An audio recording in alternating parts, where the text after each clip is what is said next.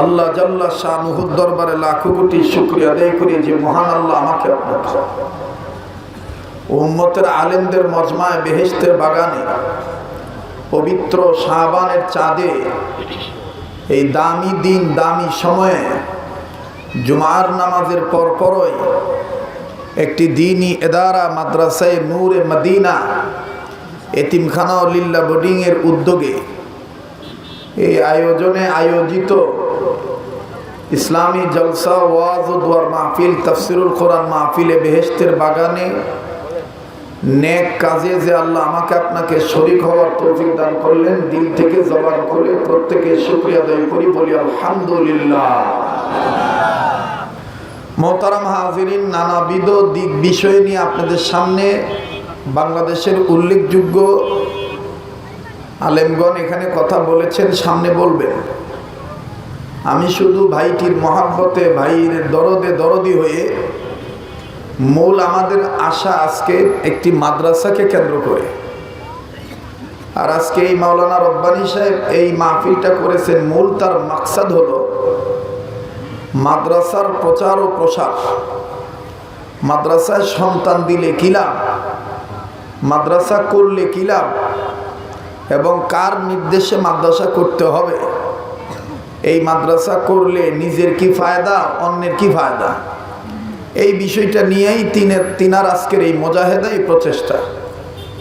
এজন্য আমি আপনাদের কাছে অল্প সময়ে আমার নির্ধারিত বিষয়বস্তু আমি ইতি টানব, অনুরোধ করে বলবো প্রত্যেকেই খুব মনোযোগী হয়ে কথাগুলি শুনি, যেন আমরা কিছু নিয়ে যেতে পারি। আল্লাহ আমাদের সবাইকে ইখলাস ওয়ালা হিসেবে কবুল করে।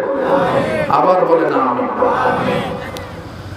আমি আপনাদের কাছে জানতে চাই, জানলে আপনারা জানলে উত্তর দিবেন, না জানলে চুপ করে থাকবেন, পরবর্তী উম্মতের আলেমদের কাছে শরণাপন্ন হয়ে জিজ্ঞেস করে জেনে নেবেন।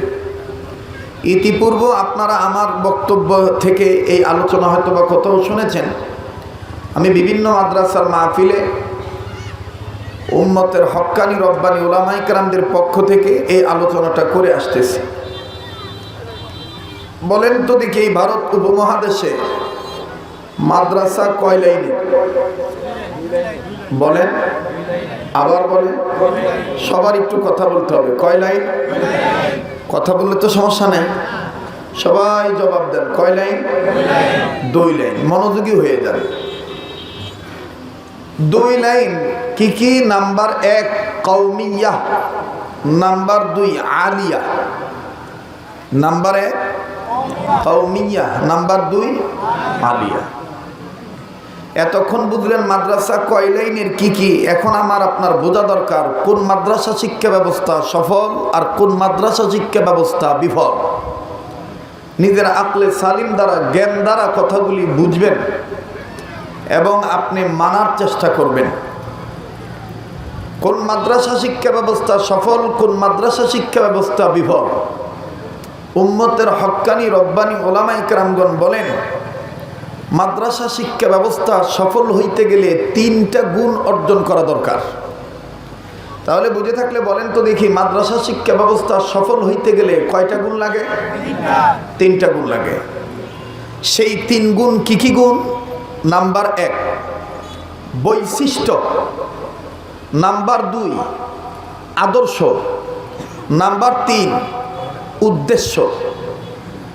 মোহতারাম হাজিরিন, সম্মানিত উপস্থিতি, এই 3 গুণ যেই শিক্ষা ব্যবস্থায় আছে, যেই মাদ্রাসা শিক্ষা ব্যবস্থায় আছে, সেই মাদ্রাসা শিক্ষা ব্যবস্থা সফল। অন্যথায় অন্যান্য মাদ্রাসা শিক্ষা ব্যবস্থা বিফল। তাহলে এবার আসেন, এই 3 গুণের ব্যাখ্যা আমাদের জানা দরকার। বৈশিষ্ট্য কি ও কেন, বৈশিষ্ট্য শাখা কয়টা, বৈশিষ্ট্য কাকে বলে। আমি সময়ের স্বল্পতার কারণে অল্প সময়ে শুধু এক কথা দিয়ে বুঝাইতে চাই। বৈশিষ্ট্য শাখা উম্মতের আলেমগণ বলেন 2টা। শুনতেছেন কি আপনারা? বৈশিষ্ট্য শাখা কয়টা? 2টা। নাম্বার 1 ইলম, এলেম। নাম্বার 2 আমল। যেই মাদ্রাসা শিক্ষা ব্যবস্থায় এলেম আছে, আমলও আছে, সেই মাদ্রাসা শিক্ষা ব্যবস্থার বৈশিষ্ট্য